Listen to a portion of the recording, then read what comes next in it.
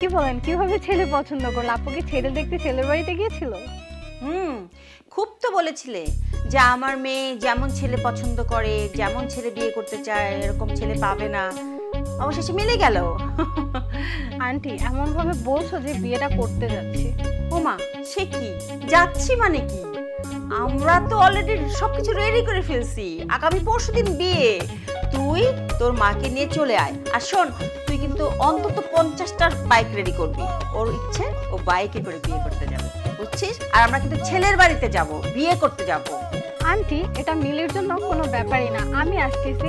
আর আমার আপুর বিয়ে বলে কথা, 200 জন কন্যাযাত্রী নিয়ে আসবো। আর এই বিয়েটা ভাইরাল করে দিব। কি করবি?